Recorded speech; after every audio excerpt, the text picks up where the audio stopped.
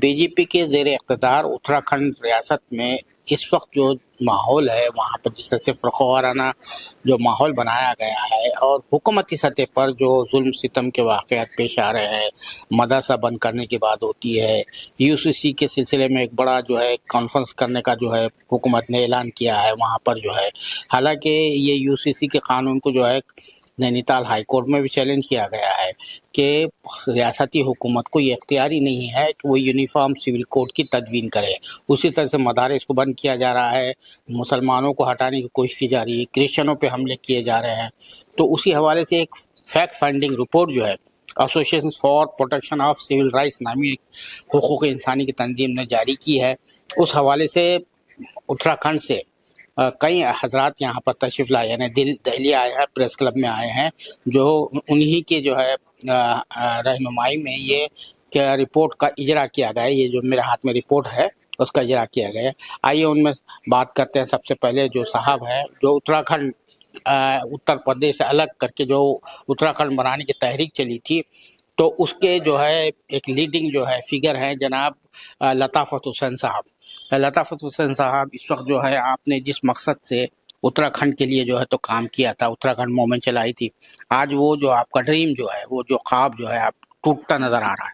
देखिए, आज जो रिपोर्ट पेश की जा रही है उसके सिलसिले में मैं देहरादून से आया हूँ और राज्य आंदोलनकारी वो टीम जिसने इस मूवमेंट को चलाया, उस टीम का मैं एक ख़ास रुकन रहा हूँ। देखिए, हमारी पीड़ा ये है कि जिस राज्य को हमने बनाया था उसके पीछे हमारी मंशा ये थी कि राज्य बने तो यहाँ विकास की बात हो, रोज़गार की बात हो, बच्चों की खुशहाली की बात हो, लेकिन ये सब कुछ भाजपा की सरकार नहीं कर पाई। इसके विपरीत सरकार ने एक बात और ये कहना चाहता हूँ। देखिए, ये जो राज्य आंदोलन है ना, ये सभी धर्म, जाति और वर्ग विशेष के लोगों ने मिलकर चलाया था, किसी एक मजहब के लोगों ने नहीं चलाया था।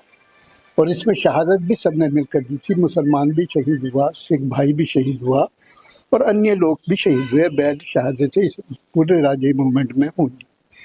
जब हमने सबने राज्य मिलकर बनाया, राज्य बनाने के लिए पीड़ा हम सबने सही, तो आज मुसलमान को जो है इस नज़र से क्यों देखा जा रहा है कि उसे निकालने की बात कर रहे हैं आप। उसके मदारिस से हमला, उसकी मसाजिदों पर हमला, उसकी नमाज़ों पर हमला, उसकी अज़ानों पर हमला, उसके कब्रिस्तानों पर हमला।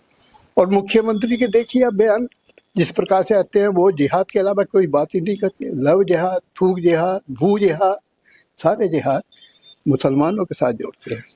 मैं मुख्यमंत्री इस बात से कई बार पहले भी हमने सवाल किया है कि पहले जिहाद के मायने समझ लो, तब जिहाद को किसी चीज़ से जोड़ो। जिहाद ऐसी चीज़ नहीं है जैसे थूक जैसी नापाक चीज़ से आप जोड़ दो। तो ये तमाम उत्तराखंड की धरती पर हो रहा है। आज ना रोज़गार मिला है, ना वो विकास जिसकी अपेक्षा हमने की थी वो मिला है। पलायन उत्तराखंड से बढ़ रहा है। वहाँ पर स्वास्थ्य सेवाएं नदारद हैं। वहाँ पर जो प्राइमरी स्कूल हैं वो सैकड़ों की तादाद में बंद हो चुके हैं। हज़ारों गांव वहाँ आबादी शून्य हो चुके हैं और उस राज्य की बहुत बुरी दृश्यता है।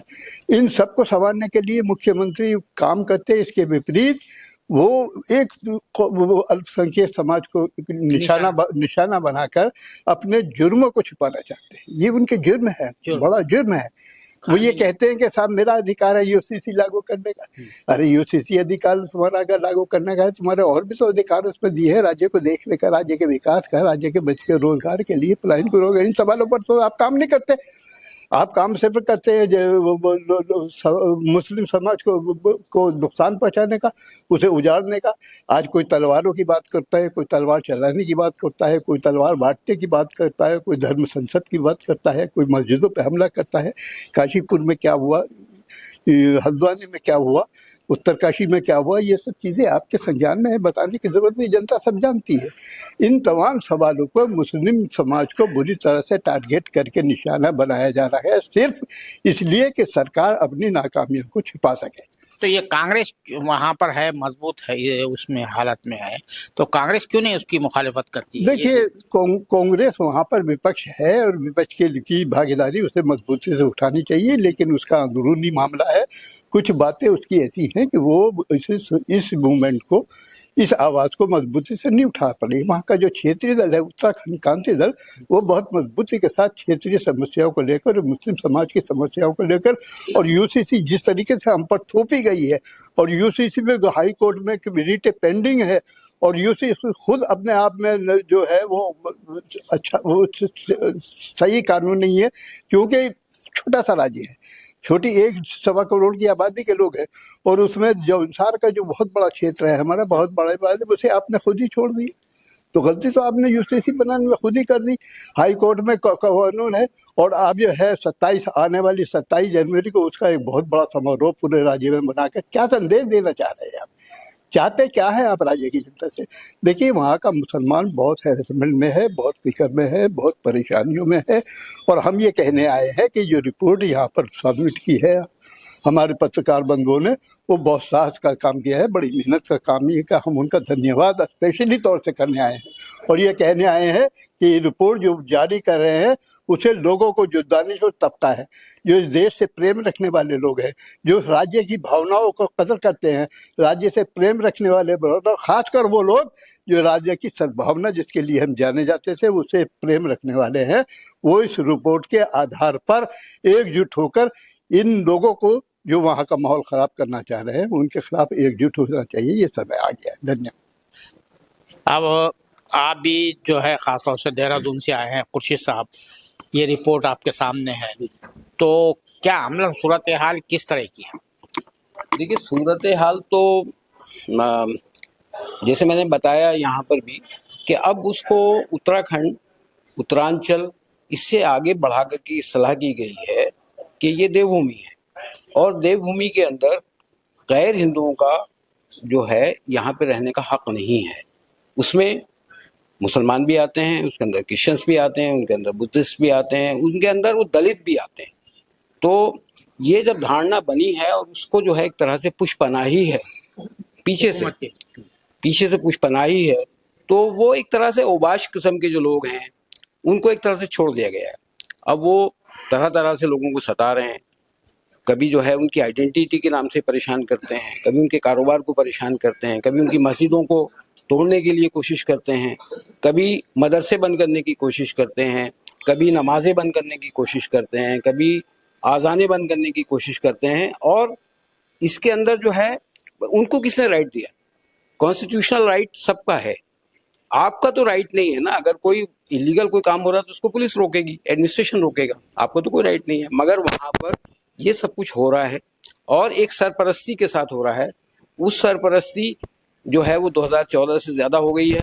इससे पहले भी जो पॉलिसी मैटर हैं चले थे। आप ये बताइए कि कितने मस्जिदें तोड़ी गई है, कितने मदरसे बंद हुए हैं, और कितने मुसलमानों को जो है उनकी जो है तिजारत से जो है उनको वहाँ से भगा दिया गया, कुछ है आपके? देखिए, ऐसा है कि 250 मदरसे उनको इलीगल कह करके बंद किया गया जी। उनके हाई कोर्ट के अंदर वो लोग जो है उन्होंने पिटीशन की है, बहुत सारे मदरसे खुल गए हैं। इसके बावजूद भी बहुत सारे मदरसे बंद हैं। इसके अलावा उन्होंने एक कानून अभी बनाया है जो मदरसा एजुकेशन एक्ट करके अभी बना रहे हैं, वो प्राधिकरण। तो जो पहले वाला जो बोर्ड था जिसको मदरसा बोर्ड कहते थे उसको रिपील कर दिया उस कानून को, और वो 1 जून 2026 से वो लागू होगा कानून। तो उसमें अब जो है सारे मदरसों को उस प्राधिकरण से मान्यता लेनी पड़ेगी और उनका ही सिलेबस वो पढ़ाएंगे। तो जो स्कूल एजुकेशन है उसका मदरसों से क्या मतलब है? एक स्कूल एजुकेशन अलग है, मदरसे की एजुकेशन अलग है। अब ये है कि उसको कैसे एमलगमेट करेंगे ये अभी तक क्लियर नहीं है, और इसी बात को लेकर के हाई कोर्ट में मूव किए हैं। तो देखते हैं किस तरह से बात होती है। बात ये नहीं है, बात ये है कि आपका इंटेंशन क्या है। इंटेंशन तो मालाफाइड है ये लगता है। तो उस हालात के अंदर अब जो है जाहिर है जो कम्युनिटी है, चाहे वो क्रिश्चियन कम्युनिटी हो, चाहे मुस्लिम कम्युनिटी हो, चाहे बुद्धिस्ट कम्युनिटी हो, सब अपने आप को अनसेफ फील करते हैं, और ये इस वक्त के हालात हैं वहाँ। तो आप कह रहे हैं कि वहाँ पे बड़ी तादाद में बुद्धिस्ट है, क्रिश्चियन है, मुसलमान है, यानी अच्छी खासी जो है तादाद है उन लोगों की। तो उनकी तरफ से खास तौर से जो निशाना बनाया जा रहा है, जो मुसलमानों को और ईसाइयों को बनाया जा रहा है, जी बुद्धिस्ट को बनाया जा रहा है। देखिए, उनके साथ भी जो है भेदभाव का तो उनके साथ भी है मामला, मगर खासकर जो है मुस्लिम्स वहाँ पे 13.9% हैं 2011 के सेंसस के हिसाब से, और ऐसे ही क्रिश्चियंस हैं। तो क्रिश्चियंस को तो वो एलिगेशन लगाते हैं कि धर्मांतरण कराते हैं, और मुसलमानों के ऊपर भी ये एलिगेशन लगाते हैं कि लव जिहाद करके धर्मांतरण कराते हैं, और जबकि वो सारी बातें झूठी साबित होती हैं। पुरोला के अंदर जो उन्होंने वो जो केस बनाया था लव जिहाद का, वो अल्टीमेटली कोर्ट ने प्रूव किया। उस लड़की ने कहा इस बात के लिए कि मेरे साथ इस तरह की कोई बात नहीं है, तो वो बरी हुआ वो लड़का। इसी तरह से बहुत सारे केसेस उन्होंने बनाए हैं, वो झूठ साबित होते हैं अल्टीमेटली जाकर के। मगर इस बीच में वो पूरी कम्युनिटी को टारगेट करते हैं, पूरी मस्जिदों को टारगेट करते हैं। उत्तरकाशी में यही किया, वहां पर भी यही सब कुछ करने की कोशिश की गई कि मस्जिद जो है यहाँ से हट जाए, यहाँ की आबादी हट जाए। अच्छा, वो दो उसमें वो एक तरह से कैटेगराइज कर रहे हैं कि एक पहाड़ के रहने वाले जो उनकी कल्चर के साथ में घुले मिले हैं वो तो मुसलमान हैं, उनको तो उनसे तो कोई परेशानी है नहीं अभी फिलहाल।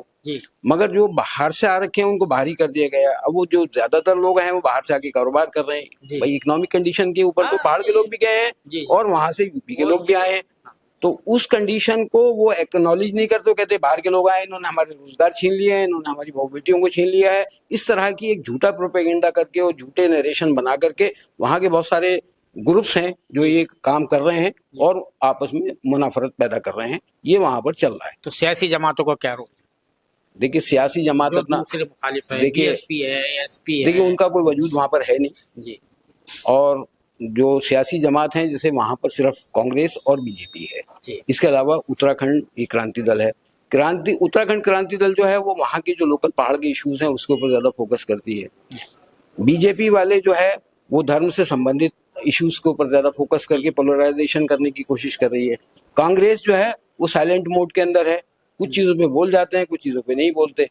उनको हमारा वोट ही चाहिए, वोट लेते हैं हमारा और उसके बाद भूल जाते हैं, कभी आकर के देखते भी नहीं कि किस हालात के अंदर हैं। तो चल रहा है सब इसी तरह से है। हमें अपनी लड़ाई अपना आप ही लड़नी पड़ेगी भाई। बहुत शुक्रिया। तो ये थे दो उत्तराखंड से ताल्लुक़ रखने वाले दोनों हजरात जिनसे हमने गुफ्तगू की, वहाँ के हालात जानने की कोशिश की। उनका ये कहना है कि ये हुकूमत जो है वहाँ पर जो बीजेपी की हुकूमत है, पुष्कर सिंह धामी जिनका नाम है, जो वज़ीर आला बनाए गए हैं, तो वो जो धामी हुकूमत है अपनी नाकामियों को छुपाने के लिए ये फ़िरक़ावाराना जो है एजेंडे को शय दे रही है, ऐसे इक़दाम कर रही है, ऐसे कदम उठा रही है जिससे फ़िरक़ावारियत की आग जलती रहे। तो ये सूरत हाल है, अमन सूरत हाल है। उसी हवाले से यहाँ प्रेस क्लब ऑफ इंडिया में फैक्ट फाइंडिंग रिपोर्ट जारी की गई जिसमें ये लोग शिरकत कर रहे थे। कैमरामैन ज़ीशान राय के साथ मैं अब्दुल बारी मसूद, नई दिल्ली।